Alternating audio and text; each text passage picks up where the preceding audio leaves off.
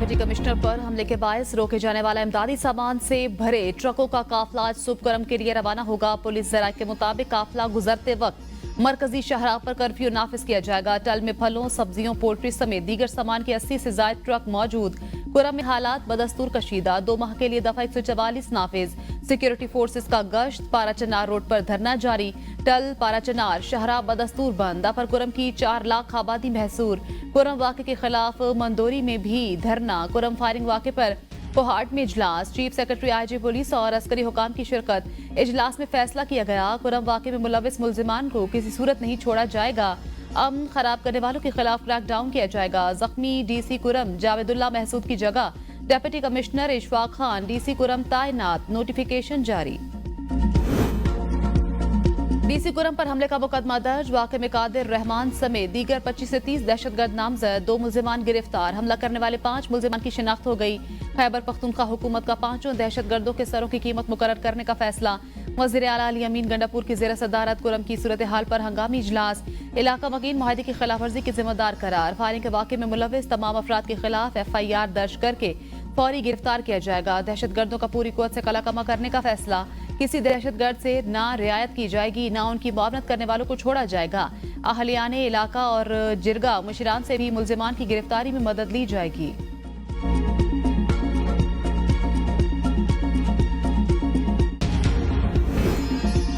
कुरम के कबाली अमायदीन का मुआहदे के बावजूद रोड ना खोलने का और कॉन्वॉय को रोकने पर इजहार अफसोस। सूबाई हुकूमत से फौरी तौर पर रोड खोलने का मुतालबा। कुरम प्रेस क्लब पाराचनार के बाहर सड़कों की बंदिश के खिलाफ एहतजाजी धरने से खिताब में अमायदीन ने डिप्टी कमिश्नर पर फायरिंग को मुआहदे की खिलाफ वर्जी करार देते हुए कहा, कॉन्वॉय में पोल्ट्री, सब्जी, फरूट और अशिया खुरनोश खराब हो रही हैं। 3 माह से रास्तों की बंदिश के बाद परेशान हाल अवाम मुश्किलात का शिकार हैं। इलाज सहूलियात न मिलने से रोजाना बच्चों समेत 10 मरीज दम तोड़ रहे हैं। फायरिंग करने वालों के खिलाफ अमन मुआहदे की रूह से कार्रवाई करें और आमदोरफ्त के रास्ते फौरी तौर पर खोलकर महफूज बनाएं।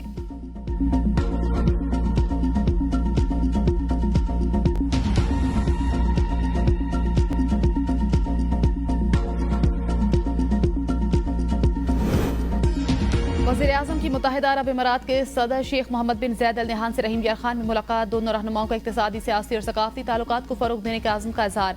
वज़ीर-ए-आज़म का काबिल तजदीद तवानाई, टेक्नोलॉजी, बुनियादी ढांचे की तामीर और तजदीद और नौजवानों की पेशा वराना तरबियत जैसे शोबों में ताउन को मज़ीद बढ़ाने के आज़म का इज़हार। शेख मोहम्मद बिन ज़ैद अल नहयान ने पाकिस्तान के साथ कानकनी, मादनियात और ज़राअत के शोबों में ताउन के लिए गहरी दिलचस्पी का इज़हार किया।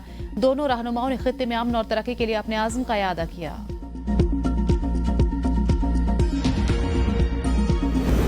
190 मिलियन पाउंड रेफरेंस का फैसला दूसरी मरतबा मुअख्खर। फैसला सुनाए जाने की नई तारीख से मुतल्लिक वकला को अभी तक आगाह नहीं किया गया। अदालत ने 18 दिसंबर को फैसला महफूज किया था। पहले 23 दिसंबर और फिर आज फैसला सुनाया जाना था। रेफरेंस का फैसला सुनाए जाने की तारीख तीसरी मरतबा तब्दील की गई।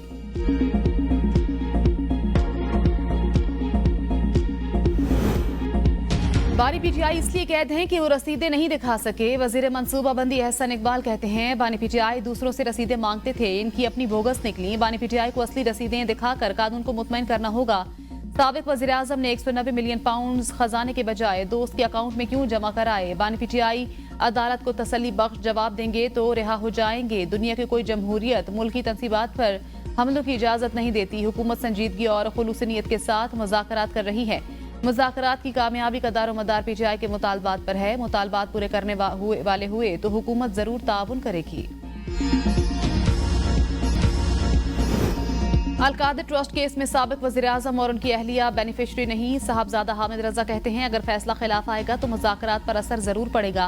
मुज़ाकरात के लिए हमारे पास 31 जनवरी तक वक्त है। हमने कहा आगे कोई केस ना बनाने की यकीन दहानी कराई जाए।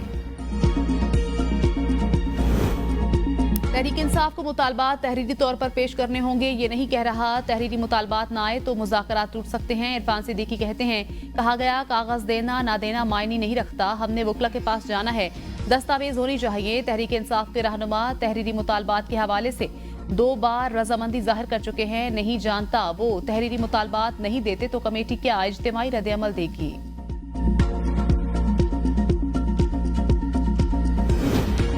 मुज़ाकरात के इख्तिताम के लिए 31 जनवरी की डेडलाइन तय है। शेर अफजल मरवत कहते हैं, तहरीरी मुतालबात का मुतालबा हुकूमत का सियासी हदफ है।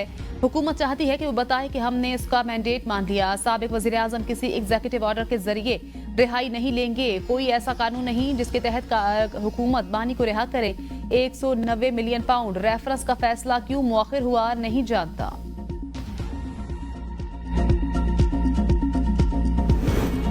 जिस दिन हिमायत खत्म कर दी, विफाकी हुकूमत भी खत्म हो जाएगी। पीपल्स पार्टी की नून लीग को वार्निंग। पीपल्स पार्टी का एक बार फिर अपनी इत्तेहादी हुकूमत जमात मुस्लिम लीग नून से फैसलों में एतमाद में ना लेने का शिकवा। मरकजी सेक्रेटरी इत्तलात शाजिया मरी ने कहा, विफाकी हुकूमत मुतबातर ऐसे फैसले कर रही है जिन पर एतमाद में नहीं लिया जा रहा। Pakistan maritime and sea port authority के कयाम के फैसले पर हुकूमत सिंध और पाकिस्तान पीपल्स पार्टी दोनों को बेखबर रखा गया। 11 माह गुजर गए, ताहाल मुश्तरका मफादात कौंसिल का इजलास नहीं बुलाया गया। आइन की मुस्तकिल और खुली खिलाफवर्जी की जा रही है। पीपल्स पार्टी ने सिंध के पानी और नई कैनाल्स के मुआहदे मामले पर भी विफाकी हुकूमत से अपने तहफुजात का इजहार किया था और चेयरमैन पीपल्स पार्टी का कहना था, अगर मुस्लिम लीग नून ने कामयाबी से हुकूमत करनी है तो फैसले इत्तेफाक राय से करने होंगे।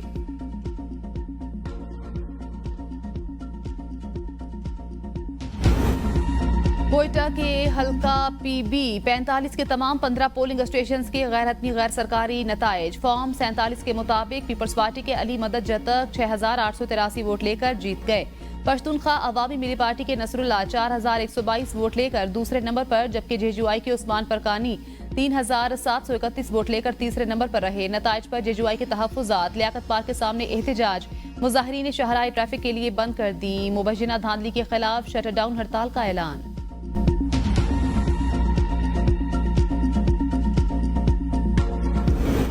पीपल्स पार्टी ने कभी हॉर्स ट्रेडिंग का सहारा नहीं लिया। गवर्नर पंजाब सलीम हैदर कहते हैं, पीपल्स पार्टी और नून लीग की अलग अलग सोच और मंशूर है। हुकूमत इलेक्शन में 3 जमातों को मैंडेट मिला। पीटीआई को हालिया हुकूमत बनाने की दावत दी। पीपल्स पार्टी और नून लीग का इत्तेहाद मोहब्बत नहीं, मजबूरी है।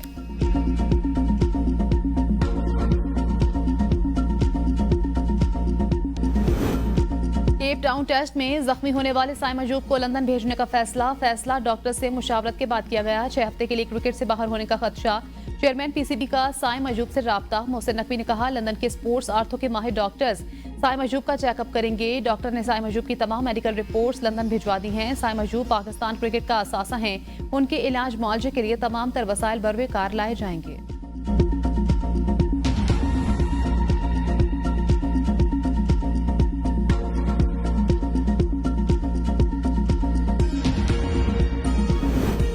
महंगाई में कमी के हुकूमती दावे सच साबित न हुए। मुर्गी का गोश्त आवाम की पहुंच से दूर। ब्रायलर मुर्गी के गोश्त की कीमत 900 रुपए फी किलो से तजावुज कर गई।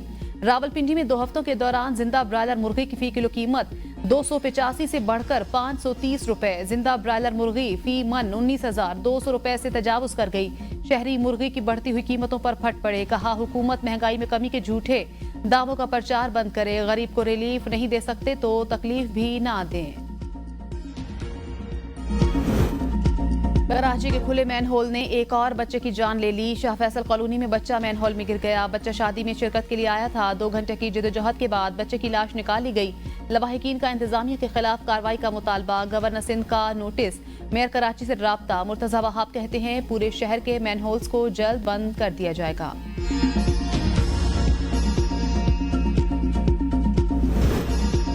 पाकिस्तान समेत दुनिया भर में कश्मीरियों ने यौम हक खुद इरादियत मनाया। कुल जमाती हुर्रियत कॉन्फ्रेंस की कॉल पर एहतजाजी मुजाहरे। आज़ाद कश्मीर के दारुल हुकूमत मुजफ्फराबाद में एहतजाजी रैली। मुजाहरीन की आज़ादी कश्मीर के हक और भारतीय फौजी कब्जे के खिलाफ शदीद नारेबाजी। दारुल हुकूमत में पाक फौज के जेर एहतमाम यादगार शहदा में दुआया तकरीब का इनेकाद। पाक फौज के दस्ते की यादगार शहदा पर सलामी तकरीब से खिताब में वज़ीर आज़म आज़ाद कश्मीर चौधरी अनवारुल हक ने कहा, कश्मीरियों की जिद्दोजहद तकमील पाकिस्तान के लिए है। शहदा की कुर्बानियों को रायगा नहीं जाने देंगे। हक खुद इरादियत के जरिए कश्मीरी अपनी मंजिल जरूर हासिल करेंगे।